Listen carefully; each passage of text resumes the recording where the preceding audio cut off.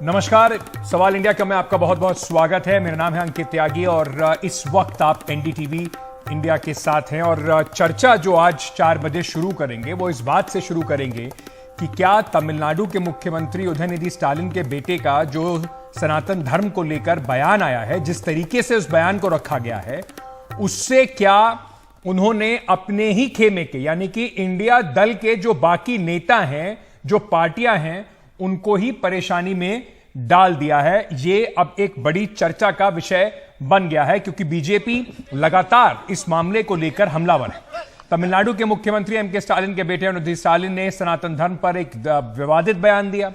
उससे अब मुश्किलें जो हैं इंडिया दल की वो बढ़ती नजर आ रही हैं।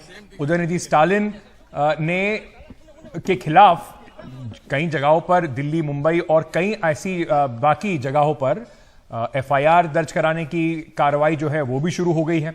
उधर सियासी तौर पर जो हंगामा है वो जबरदस्त तरीके से बढ़ता ही जा रहा है। बीजेपी को एक बैठे बैठाए मुद्दा मिल गया है जिसको लेकर खास तौर से हिंदी भाषी राज्यों में भुनाने के लिए भारतीय जनता पार्टी पूरी तरीके से विपक्ष पर हमलावर है।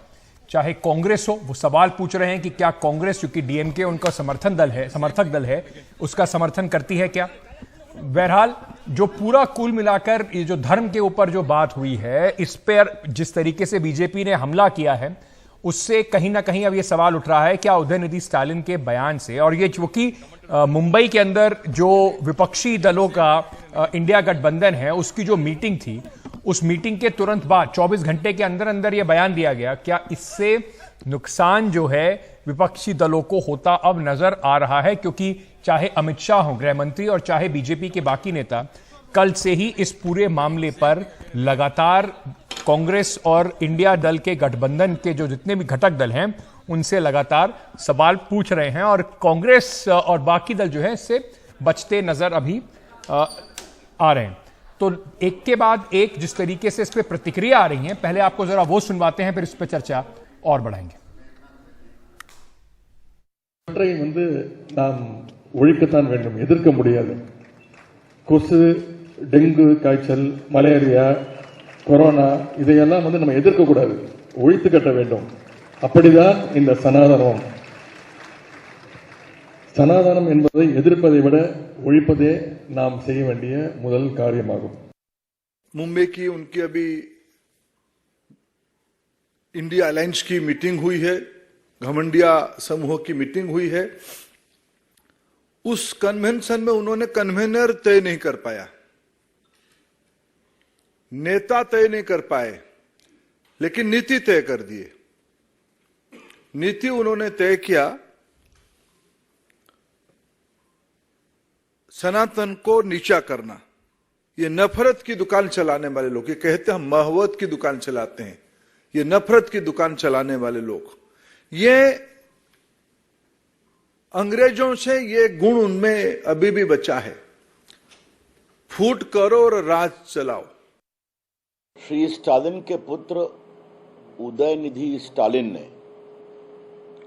सनातन धर्म के खिलाफ अपनी की गई बहुत ही बेशर्मी भरी टिप्पणी को दोबारा दोहराया है।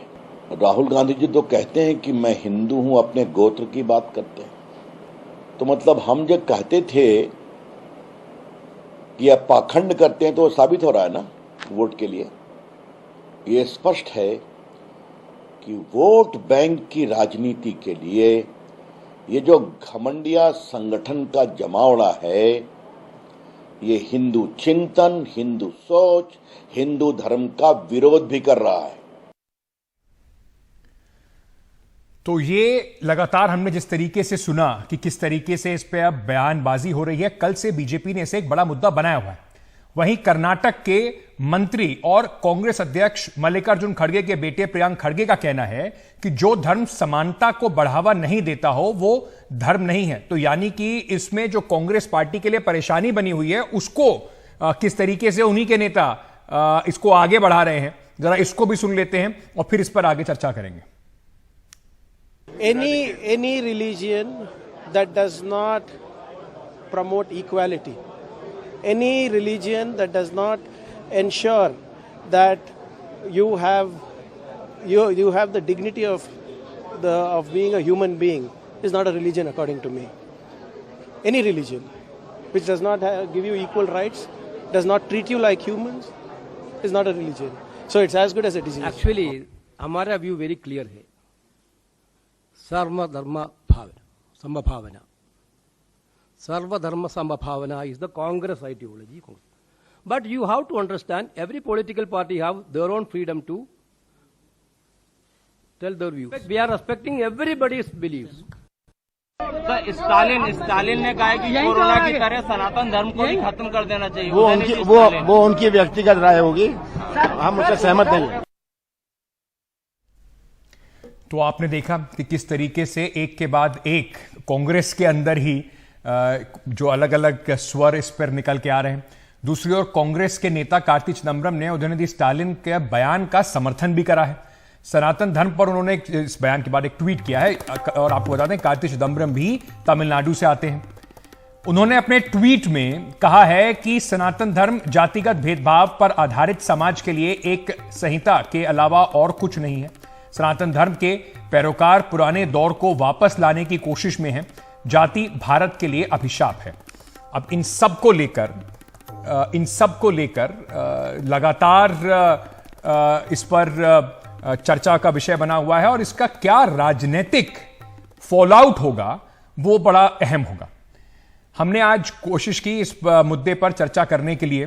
कांग्रेस के प्रतिनिधि को आमंत्रित किया, उन्होंने आने से मना कर दिया. हमने डीएमके के प्रतिनिधि को भी आमंत्रित किया था. कल रात को भी इस पर जब चर्चा हुई थी, डीएमके के स्पोक्सपर्सन आए थे. आज उन्होंने इस चर्चा में भाग लेने से मना कर दिया. वहीं एआईडीएमके के प्रतिनिधि ने यह कहते हुए मना कर दिया कि वो हिंदी भाषा की किसी डिबेट में इसमें शरीक नहीं होंगे.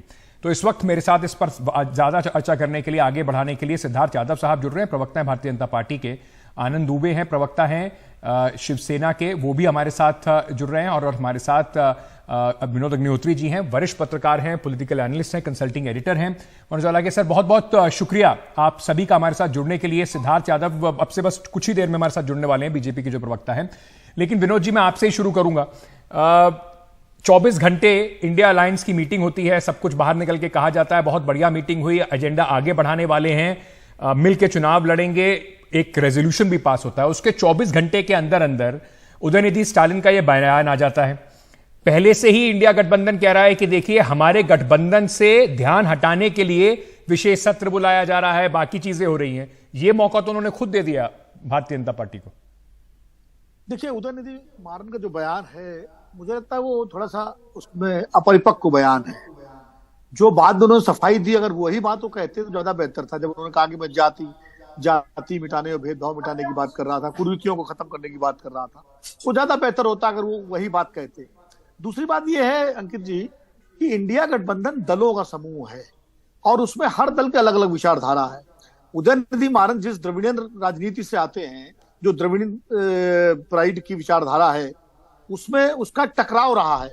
उत्तर भारत की जो हिंदुत्व की या सनातन धर्मी विचारधारा रही है, उसके साथ उनका एक टकराव रहा है. और ये आज का नहीं है. अगर आप इतिहास देखें तो रामास्वामी पेरियार नायकर, नारायण गुरु, तमाम दक्षिण भारत में जो समाज सुधार के आंदोलन हुए और जाति भेद के खिलाफ और ब्राह्मणवाद के खिलाफ जिस तरह के आंदोलन हुए और जो राजनीति वहां से निकली, ये डीएमके की राजनीति वहीं से निकली. तो उनके जो थॉट प्रोसेस है उसमें वो जो उन्होंने कहा है उस हिसाब से कहा है. अब जैसे शिवसेना है, अब शिवसेना हिंदुत्व की समर्थक है, सावरकर की समर्थक है. वहीं इंडिया गठबंधन में कई दल ऐसे हैं जो हिंदुत्व के समर्थक नहीं है, लेकिन है सब एक साथ. इसी तरह जो द्रविड़ पॉलिटिक्स है, अब उसमें जो है मल्लिकार्जुन खड़गे के बेटे का जो बयान है वो भी लगभग उसी से मिलता जुलता है, प्रियंक खड़गे का. वो जो दक्षिण भारत की जो द्रविडियन पॉलिटिक्स है, वो कहीं ना कहीं इस धारणा को पुष्ट करती है कि क्योंकि उनका पुराना टकराव रहा है और वो अपने वोट बैंक को संबोधित कर रहे हैं, जो दक्षिण भारत का वोट बैंक है, जिसमें ज्यादातर पिछड़ी और दलित जातियों के लोग हैं. तो मुझे लगता है उसको ध्यान रखते हुए किया गया है. भारतीय जनता पार्टी के लिए एक मौका है, क्योंकि वो उत्तर भारत की एक बड़ी पार्टी है और धर्म की और हिंदुत्व की राजनीति करती है. उसके लिए एक मौका है कि वो इंडिया गठबंधन को इसमें घेरने की कोशिश में है कि इंडिया गठबंधन जो है वो इस पर जवाब दे और उसके बीच में इसको लेके एक मतभेद पैदा हो, आपस में थोड़ा सा एक दूसरे के खिलाफ बोले. अभी तक इंडिया गठबंधन ने इस पर थोड़ा सा संयम बरता है. कांग्रेस ने इस बयान से किनारा किया है, बाकी लोग भी अलग अलग ये तो खामोश हैं. तो मुझे लगता है कि थोड़ा सा दयानिधि मारन को, उदयनिधि जी को समझना चाहिए कि वो सिर्फ तमिलनाडु की राजनीति नहीं कर रहे हैं, उनका दल इसमें राष्ट्रीय राजनीति का भी एक घटक है, इंडिया गठबंधन का। जी, उसको ध्यान में रखते हुए बोलना राजनीतिक दलों गैस में जाने से पहले एक सवाल आपसे और पूछना चाहता हूं। जैसे आपने कहा कि अब ये बात समझनी पड़ेगी कि अगर आप चुनाव पूरे देश में मिलकर लड़ना चाहते हैं तो आपका क्या, आपकी रीजनल राजनीति से ऊपर उठ के आपको थोड़ा सा देखना पड़ेगा, विजन को बढ़ाना पड़ेगा। शब्दों के चयन की बार बार बात हो रही है, जो बात वो कह रहे हैं जाति प्रथा के बारे में अगर कहें तो इसके ऊपर बाबा साहब अंबेडकर ने भी बहुत सारी बातें कही हैं और इस पर हिंदू धर्म के, सनातन धर्म की बहुत आलोचना भी होती रही है, उससे परे नहीं है। लेकिन जिस तरीके के शब्दों का इस्तेमाल किया गया वो शायद एक बड़ा हैंडल बीजेपी को दे देता है हिंदी भाषी राज्यों में, खास तौर से इस पूरे मामले को भुनाने के लिए। नहीं, मैंने तो पहले ही कहा कि उनका बयान अपरिपक्वता से परिपूर्ण बयान है, इमेच्योर बयान है, उसको अगर आप अंग्रेजी में कहें। क्योंकि जो आपने कहा शब्द, यही बात वो दूसरे तरीके से कह सकते थे।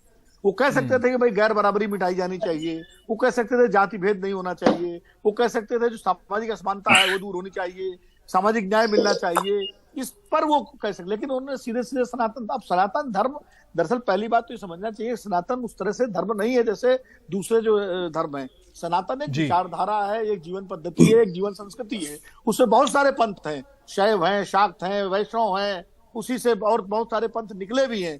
तो मुझे लगता है बौद्ध धर्म, भगवान बुद्ध जो है उन्होंने बौद्ध धर्म का प्रसार किया, भगवान महावीर ने जैन धर्म का प्रसार किया, स्वामी दयानंद सरस्वती ने आर्य समाज का प्रसार किया, गुरु नानक देव जी ने सिख धर्म का प्रचार किया। तो ये सारे जो है उस सनातन संस्कृति से ही निकल करके आगे बढ़े हैं। बाद में उन्होंने अपना अलग अलग पंथ और अपना अलग धर्म चलाया। तो ये समझना चाहिए सनातन वैसा नहीं है जैसे हिंदू धर्म को आप मान सकते हैं। भाई ब्राह्मणवाद जो है, ब्राह्मणवाद सनातन धर्म का एक हिस्सा रहा है जिसमें कर्मकांड, जाति भेद, लेकिन सनातन की अगर बात करें तो वैदिक संस्कृति है, और वैदिक संस्कृति में ना जाति है ना किसी तरह का कर्मकांड है। ठीक है। आनंद दुबे जी, क्योंकि इंडिया गठबंधन के घटक दलों में से आप हैं, मुश्किल परेशानी कर देगा आपके लिए महाराष्ट्र में? अब कैसे इसको डिफेंड करते फिरेंगे आप? तो आप हिंदुत्व के, शिवसेना हिंदुत्व की बड़ी ठेकेदार पार्टी रही है, तो कैसे इसको अब उदयनिधि स्टालिन से किनारा करेंगे आप लोग? अंकित जी नमस्ते। हमने अपनी प्रतिक्रिया दे दी है। उदयनिधि स्टालिन का जो बयान है दुर्भाग्यपूर्ण है, निंदनीय है। इसकी जितनी निंदा की जाए उतनी कम है। भाई कोई भी जाति धर्म का नेता हो, आप राजनीतिक सामाजिक जीवन में हैं, हम तो नहीं समझते कोई भी धर्म इस धरती पर जो अस्तित्व में है वो किसी दूसरे धर्म के विनाश की कामना करता होगा। ऐसा कभी हो ही नहीं सकता। हो सकता है कि आप कोई और धर्म मानते हो, इसका मतलब ये नहीं कि बाकी जो दूसरे धर्म है वो बीमारी है, मलेरिया और डेंगू की तरह, जिन्हें समाप्त हो जाना चाहिए। तो ये बुद्धिहीन, मतलब जिसके पास बुद्धि नहीं होती, अबोध होता है, कोई जानकारी नहीं होती, सनातन के बारे में कभी समझा नहीं है, कभी पढ़ाई लिखाई नहीं की है। ये बात तो आप टीवी पे बैठ के कह रहे हैं, आप अपने वोटर्स को ये बात कैसे समझाएंगे कि उदयनिधि स्टालिन ने जो बोला उससे हमारा कोई मतलब नहीं है, क्योंकि आप लोग तो साथ में ज्वाइंट रैली भी करेंगे। तो अंकित जी पहले तो एक बात स्पष्ट कर दूं, शिवसेना एक अलग पार्टी है, डीएमके एक अलग पार्टी है, हम महाराष्ट्र से आते हैं, वो तमिलनाडु से आते हैं। एक कॉमन मिनिमम प्रोग्राम को लेकर हमने एक महागठबंधन बनाया है जिसमें वो भी हैं, हम भी हैं। लेकिन यदि कोई भी बहुत बड़ा विशेष महत्वपूर्ण विषय आएगा तो हम अपनी आपत्ति बताएंगे। हमारी तरफ से भी कुछ कमी होगी, वो भी अपनी आपत्ति बताएंगे। यही तो लोकतंत्र है। अगर उनकी किसी बात से करोड़ों हिंदू भावनाओं को ठेस पहुंचा है और हम हिंदुओं के प्रतिनिधि हैं तो हम अपनी आपत्ति जताएंगे और जता रहे हैं खुले मन से। सिद्धार्थ यादव जी, भारतीय जनता पार्टी को मौका मिल गया है थोड़ा भुनाने का। जो महंगाई को लेकर, बेरोजगारी को लेकर जो इतना माहौल बन रहा था, अब आपको एक कहा जा रहा है कि देखिए अटेंशन डाइवर्ट करने का मौका मिल गया है उदयनिधि स्टालिन का बयान पकड़ के। देखिए अंकित जी, मैं मानूंगा कि ये अन्याय होगा अगर ऐसे मौकों को, ऐसी घटनाओं को अगर मौका बताया जाएगा। ये किसी राजनीतिक दल के लिए मौका नहीं है और भारतीय जनता पार्टी के लिए तो बिल्कुल भी नहीं हो सकता। कुछ बातों को हमें जिस परिप्रेक्ष्य में वो होती हैं, हमें उसी में देखना चाहिए। अभी आनंद जी भी बातें बोल रहे थे, कांग्रेस के तो कोई प्रवक्ता यहाँ पर है नहीं, डीएमके से तो स्वाभाविक है कि वो नहीं आएंगे। पर एक ऐसी घटना होने के बाद जो सुनियोजित घटना है, एक ऐसे कार्यक्रम में शरीक होना जिसका टाइटल ही है इरेडिकेटिंग सनातन धर्म, और वहां जाकर के एक कॉन्स्टिट्यूशन की ओथ लिए हुए व्यक्ति ने, वो मात्र वहां के मुख्यमंत्री के बेटे नहीं है, वो सरकार में मंत्री हैं जिन्होंने कॉन्स्टिट्यूशन की ओथ ली, वो गैर संवैधानिक बयान दें और वो देश के बहुसंख्यक समाज के लिए इस प्रकार की बात करें और उसको महज ये मान लिया जाए कि वो भारतीय जनता पार्टी के लिए मौका है। ये सच्चाई नहीं है, ये देश के लिए पर वो तो दुर्भाग्य कह रहे हैं कि है। उनका जो कटाक्ष था, वो कह रहे हैं कि क्या बीजेपी इस बात से कम से इस सच से, जो जमीनी सच है भारत का, उससे इनकार करती है कि हमारे यहाँ जाति प्रथा नहीं है, हमारे यहाँ लोगों को धर्म और जाति के नाम पर बांटा नहीं जाता? तो वो कह रहे हैं कि हम तो उसको मिटाने की बात कर रहे हैं। उनकी जो क्लैरिफिकेशन है। अंकित जी, क्या समझ है उनकी? और वो ऐसे विषयों को इरेडिकेटिंग सनातन धर्म से करेंगे। सनातन धर्म को इरेडिकेट करके मतलब ये तो एथनिक क्लेंजिंग की कॉल हो गई। जब आपको किसी विषय की समझ नहीं तो राजनीतिक लोगों को क्यों उसमें उंगली डालनी चाहिए? आप ये बेसिकली और कुछ नहीं है। आज वो उसका कोई भी बहाना बनाए। वैसे तो कांग्रेस ने बिल्कुल, मैं कहूंगा कि अनअपोलोजेटिकली इसका समर्थन भी किया है। बहुत से नेताओं ने, बहुत सी पार्टियां पूरे घमंडी अलायंस का कर रही हैं। पर अगर आपको इस विषय की कोई समझ नहीं है तो आप एक एथनिक क्लेंजिंग की कॉल दे दें। मतलब आप देश में कह दें कि सनातन धर्म को फॉलो करने वाले लोगों को इरेडिकेट कर दिया जाए। ये किस प्रकार की बात है? और उस व्यक्ति द्वारा पहले तो मैं ये कह दूं सर, देखिए आप क्योंकि एक राजनीतिक दल के नेता हैं, आप इस तरह से इसको मोड़ सकते हैं। उन्होंने जिसमें मच्छर, मलेरिया और डेंगू वाले बयान में भी उन्होंने सनातन धर्म को फॉलो करने वाले लोगों को इरेडिकेट करने की बात नहीं की, उन्होंने सनातन धर्म को इरेडिकेट करने की बात कही है। उसका मतलब ये नहीं है कि लोगों के सर कलम कर दिए जाएं।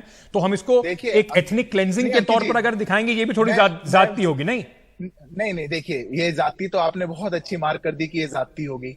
पर एक, अगर ये बात ये किसी भी और पंथ के लिए, किसी भी और कम्युनिटी के लिए कही होती तो आज आपकी बातें ऐसी नहीं होती अंकित जी। आप उसको जिस कंटेक्स्ट में लेके जाते हैं, और आपके लिए मैं नहीं कहूंगा, पर अभी और जो आपके पैनल पे आज नहीं आए जितने राजनीतिक दल, वो आज कूद कूद के सब आ रहे होते और सब कहते हैं कि ये देश में माइनॉरिटीज पे बहुत बड़ा अटैक है, देश में लोकतंत्र खतरे में आ चुका है, ये माइनॉरिटीज की एथनिक क्लेंजिंग करी जा रही है। जस्ट बिकॉज ये बात हिंदुओं के लिए कही गई, इसके लिए ऐसा तो नहीं ना कि चुप हो जाया जाएगा। आज एक टाइटल होने की बात नहीं कर रहा हूं, लेकिन मैं सिर्फ मैं एक कंपैरिजन ड्रॉ कर रहा हूं। मैं ये भी आपसे कहना चाह रहा हूं, जो बार बार ये कंपैरिजन ड्रॉ होता है कि किसी फलाने धर्म को कह देते तो ऐसे नहीं बोलते और इतनी हिम्मत नहीं पड़ती, यही फर्क शायद हमारे धर्म में है। उसको और किसी धर्म के साथ मिलाने की कोशिश करने की चेष्टा भी नहीं करनी चाहिए। क्यों हम इस बात को कंपेयर करें कि हिंदू धर्म को किसी और से हम कंपेयर करके बात कहें कि वो धर्म ऐसा था, उसमें अगर ऐसा होता, तो ये तो हम अपने धर्म को खुद ही नीचे लाने की बात करेंगे ना सर, अगर हम किसी और से अगर हम इसको कंपेयर करने की कोशिश करेंगे तो। स्वाभाविक है अंकित जी, पर कई बार कंपैरिजन इसलिए भी करना पड़ता है क्योंकि हम सब लोग इस देश के नागरिक हैं और different parameters for different citizens नहीं हो सकते। एक नागरिक के लिए कोई दूसरा मापदंड हो और दूसरे नागरिक के लिए कोई दूसरा मापदंड हो, इसकी इजाजत संविधान नहीं देता है। मैं खुद एक वकील हूं, मैं संविधान की शपथ लेने वाला हूं। और दूसरी बात, आपने जिस बात को कहा, आज इस प्रकार की बात एक राजनीतिक दल करता है, हम तो आक्रोशित होते हैं कि ठीक है, क्योंकि हम देश के लोगों की बात करते हैं। पर उसके अलावा ये जितने दल बैठे हैं, आनंद जी यहाँ बैठे हैं और लोग जो बैठे हैं, आज वो सब चुप है इस पर। क्या मेरा चुप नहीं है, उन्होंने अपनी प्रतिक्रिया दे दी है, पर मैं विनोद जी के पास जाना चाहता हूं। विनोद जी, ये जो पूरा एक नैरेटिव था कि भारतीय जनता पार्टी डिविसिव राजनीति करती है, एंटी माइनॉरिटी राजनीति करती है, प्रो मेजॉरिटी राजनीति करती है, उनके नेताओं के बयान आते हैं कभी हिंदू राष्ट्र को लेकर, कभी और उस तरह की बातों को लेकर, क्या इस तरीके के बयान जो इंडिया गठबंधन के किसी भी नेता से आए हैं, उनकी आपने जैसे बताया पॉलिटिकली इमेच्योर बयान है, लेकिन इसका जो खामियाजा है वो तो भुगतना पड़ेगा राजनीतिक तौर पर। इसका खामियाजा खास तौर से अब चुनाव मध्य प्रदेश और राजस्थान में है, वहां पर लगातार इस बात को उठाया जा रहा है।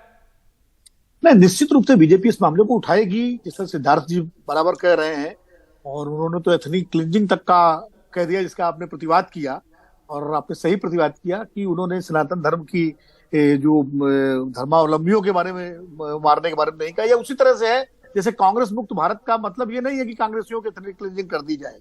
उसी तरह से मतलब कांग्रेस मुक्त भारत का नारा दिया गया, लेकिन ऐसा मतलब थोड़ी है कि सारे कांग्रेसियों की तरह एथनिक क्लिंजिंग कर दी जाएगी। वो एक ले लेंगे, आप क्या कहना चाह रहे हैं? फिर वो कन्वर्ट करें किसी दूसरी चीज में। मतलब सिद्धार्थ जी, मेरी बात तो सुनने दीजिए, मुझे बोलने दीजिए। आपने अपनी बात कही, उनको अपनी पूरी बात कही। मैं कह रहा हूं कि मैं आपकी बात का समर्थन कर रहा हूं कि आपने कहा कि सनातन धर्म, मैं वही बात कह रहा हूं कि जैसे कांग्रेस मुक्त भारत का मतलब किसी की एथनिक क्लिंजिंग नहीं है, वैसे ही वो सनातन धर्म की बात कर रहे हैं कि सनातन धर्म को मिटाना है। मिटाने का मतलब यह भी होता है कि अपनी वैचारिक प्रतिबद्धता को आप इतना ज्यादा प्रसारित कर दें कि दूसरी जो है वो लकीर छोटी हो जाए। ये सब लड़ाइयां चलती रही हैं इस देश में, ऐसा नहीं है। बौद्ध धर्म एक समय बहुत ज्यादा आच्छादित हो गया था, बाद में पुष्यमित्र शुंग ने जो है उसको इतना ज्यादा मिटाया कि बौद्ध धर्म भारत से लगभग विलुप्ति होता चला गया था। तो ये सब चीजें हुई हैं इतिहास में, अतीत में, ऐसा नहीं है कि नहीं हुआ है। लेकिन उनका उदयनिधि स्टालिन का बयान निश्चित रूप से गैर जरूरी है, निंदनीय है, शर्मनाक है। मैं तो कहता हूं इस बात को लेकर के, और भारतीय जनता पार्टी के लिए एक मुद्दा है, क्योंकि हिंदुत्व की राजनीति भारतीय जनता पार्टी का कोर आइडियोलॉजी है और उसको एक अच्छा मौका मिला है। लेकिन साथ साथ सिद्धार्थ जी, मुझे लगता है अब अभी आज ही एक वीडियो आया कि किस तरह से वो शिवलिंग में अर्ध में जो है हाथ धो रहे हैं मंत्री भारतीय जनता पार्टी के, जो बिल्कुल गलत है, जबकि हाथ धोने का वहां कोई मतलब ही नहीं। लेकिन ये सारी चीजें इतनी बड़ी नहीं है कि इनको लेकर के पूरे देश में जो है वो किया जाए। रोक के ही ये सवाल बस बढ़ाने की कोशिश कर रहा हूं, आप ही जवाब दीजिएगा इसका। मैं आपसे यही समझने की कोशिश कर रहा हूं, राजनीतिक तौर पर अगर क्या ये इतना बड़ा मुद्दा बन सकता है कि जिसका ये माना जाए कि इसका बहुत बड़ा प्रभाव वोटों पे पड़ने वाला है? क्योंकि अगर साउथ की बात करें तो वहां तो ये डीएमके को फायदा पहुंचा सकता है, और अगर हम नॉर्थ इंडिया की बात करें तो क्या ये इतना बड़ा मुद्दा बन सकता है कि कांग्रेस और बाकी लोगों को इसका नुकसान उठाना पड़े? देखिए निर्भर करता है कि जब चुनाव होंगे उस वक्त कौन सा मुद्दा हावी है। कर्नाटक के चुनाव में जब बजरंग दल वाला मामला आया था और बजरंग बली को लेकर भारतीय जनता पार्टी ने बजरंग दल और बजरंग बली को जोड़ दिया था, नतीजा तो उसके पक्ष में नहीं आया। निर्भर करता है लोग जब वोट डालने जाते हैं उस समय उनके मन में क्या है, उनके मन में दयानिधि स्टालिन का बयान है या दूसरे मुद्दे हैं, ये उस वक्त तय होगा। अभी जरूर इसका एक अवधारणा के स्तर पर इसका नुकसान इंडिया को होगा। ठीक है, अब अंत में मैं आप दोनों को, यादव साहब और दुबे जी, मैं दोनों को आपको समय दूंगा अपनी अपनी बात को खत्म करने का। आप पहले इसका जवाब देना चाहते थे तो भारतीय जनता पार्टी की ओर से आपके पास अब समय शुरू होता है सर। देखिए अंकित जी, अभी विनोद जी बहुत वरिष्ठ पत्रकार हैं और उन्होंने बातों बातों में न जाने क्यों और इंसिडेंट्स का क्या उनकी इंटेंशन हो सकती है मैं नहीं जानता, ना मैं कमेंट करूंगा, वो बहुत वरिष्ठ हैं, पर और ऐसे इंसिडेंट्स को लाना और वो उससे क्या इन्फ्रेंस ड्रॉ करना चाहते हैं ये मेरे समझ के परे है। पर मेरा प्रश्न ये है कि अगर आज देश में ऐसी कोई घटना घटी है तो उसमें क्यों नहीं एक स्वर में हम कह सकते कि ये गलत है? क्यों नहीं सब दल आ सकते? क्यों नहीं जो उनके अलायंस पार्टनर्स हैं वो भी उनको कह सके कि ये बिल्कुल गलत है, हम आपको इस विषय के लिए छोड़ते हैं या तो आप माफी मांगेंगे?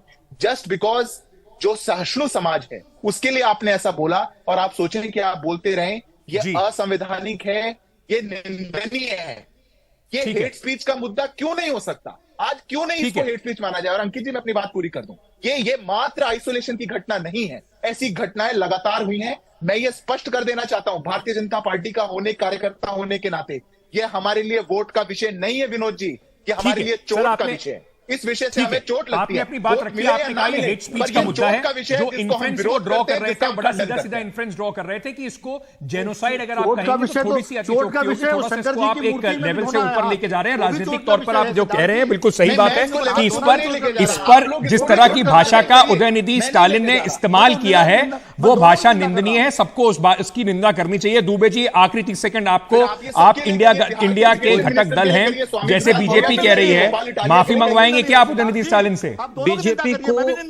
को इस विषय पे कहने का कोई नैतिक अधिकार नहीं है, क्योंकि आज ही जो वीडियो वायरल हुआ है उत्तर प्रदेश के बाराबंकी में महादेव भगवान मंदिर के परिसर में एक मंत्री सतीश शर्मा अपने हाथों को धो रहा है महादेव के शिवलिंग के परागे में, यह निंदनीय है, यह चिंताजनक है। इन्हें हिंदुत्व पे, सनातन पे कहने का कोई मौलिक अधिकार नहीं है। और मैं फिर कहता हूं दावे से कि चाहे स्टालिन हो और चाहे उदयनिधि हो, ठीक है, किसी ने भी देखिए, मैं आप दोनों को एक बात याद दिला देता हूं, हम एनडीटीवी पे इस तरह की बहस नहीं करते हैं सर, हम एक एक करके अपनी बात रखते हैं, मेरे बीच में क्यों बोले, और उसके बाद जनता पे छोड़ देते हैं कि वो आप लोगों की बात से कितनी सहमत, कितनी असहमत, वो आपकी बात से क्या संरक्षण क्यों दिया? जी बस हो गया सर, बहुत बहुत धन्यवाद। ये मुद्दा है, इस पर बातचीत चलती रहेगी।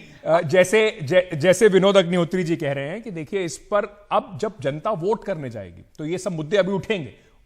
2024 का चुनाव आने वाला है, राज्यों के चुनाव आने वाले हैं, तो ऐसे कई और मुद्दे उठते रहेंगे। उन मुद्दों पर जनता पे कितना असर वोट डालने से पहले पड़ेगा, कौन सा मुद्दा उनके सर पर छाया रहेगा जब वोट डालने जाएंगे, वो तय करेगा कि किस मुद्दे की चोट कितनी होती है वोट के समय में। आप सभी मेहमानों का बहुत बहुत शुक्रिया हमारे साथ जुड़ने के लिए। ब्रेक पे जाने से पहले आपको बताना चाहते हैं कि आपके भरोसेमंद समाचार ग्रुप एनडीटीवी अब मध्य प्रदेश, छत्तीसगढ़ के बाद राजस्थान में भी आ रहा है। एक नया चैनल लेकर एनडीटीवी आ रहा है, एनडीटीवी राजस्थान। राजस्थान से जुड़ी तमाम छोटी बड़ी खबरों पर होगी हमारी पैनी नजर, युवाओं का होगा खास फोकस। एनडीटीवी के अनुभवी रिपोर्टर्स विस्तार से देंगे सभी खबरों को। इस चैनल को आप देख सकेंगे इन तमाम प्लेटफॉर्म्स पर 5 सितंबर से इसका हो रहा है शुभारंभ।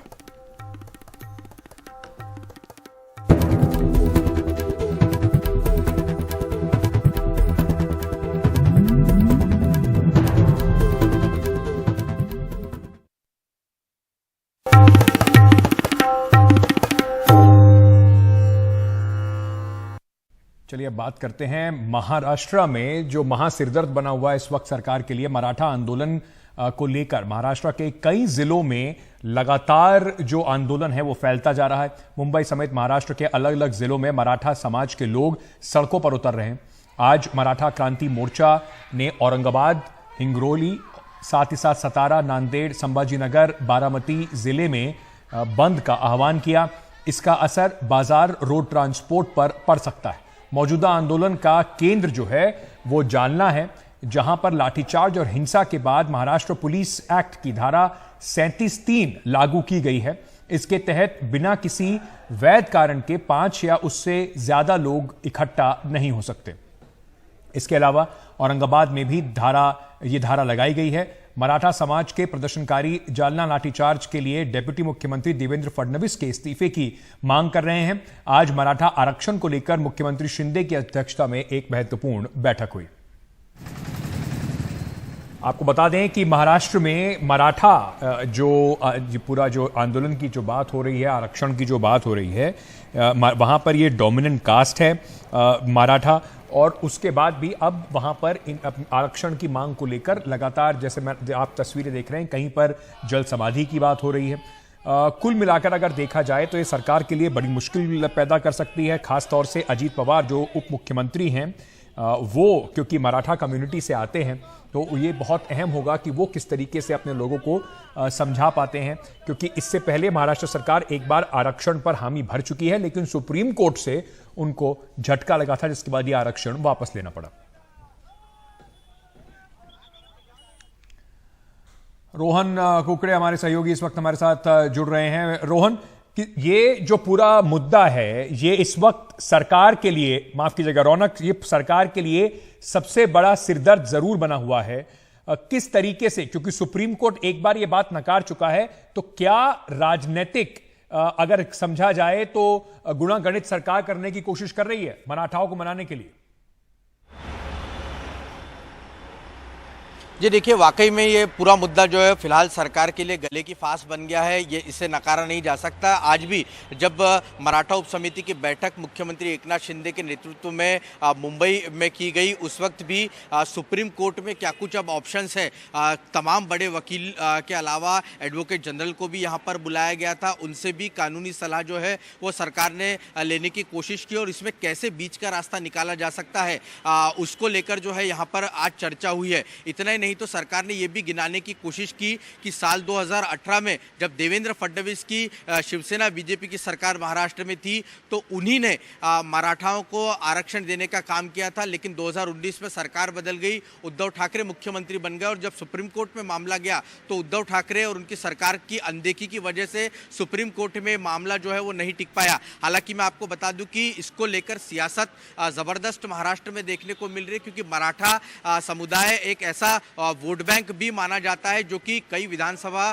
क्षेत्रों में प्रभाव रखता है। लिहाजा जो विपक्षी दल है इस पूरे मुद्दे को सियासी बनाता हुआ दिख रहा है, लेकिन सरकार ने दो टूक शब्दों में सवाल पूछा है कि जो लोग देवेंद्र फडणवीस और मुख्यमंत्री का इस्तीफे की मांग कर रहे हैं जालना की घटना को लेकर, उनके पास नैतिक अधिकार क्या है, क्योंकि उन्होंने सुप्रीम कोर्ट में जब मराठा आरक्षण का मुद्दा था, उनकी सरकार थी, तो वे सही तरीके से मुद्दे को नहीं रख पाए, इसीलिए मराठा आरक्षण जो है उस पर सरकार के सुप्रीम कोर्ट की तरफ से रोक लगा दी गई। साफ तौर पर निशाना उद्धव ठाकरे की तरफ था कि उद्धव ठाकरे पर सरकार अब पलटवार करती हुई दिख रही है, लेकिन समाधान अगर सरकार ने जल्द बीच का रास्ता नहीं निकाला तो निश्चित तौर पर इसका सियासी नुकसान जो है वो सरकार को आने वाले लोकसभा चुनाव में उठाना पड़ सकता है। जी बिल्कुल, ये एक महत्वपूर्ण मुद्दा है। इसको लेकर खासतौर से देवेंद्र फडणवीस को लेकर काफी नाराजगी है।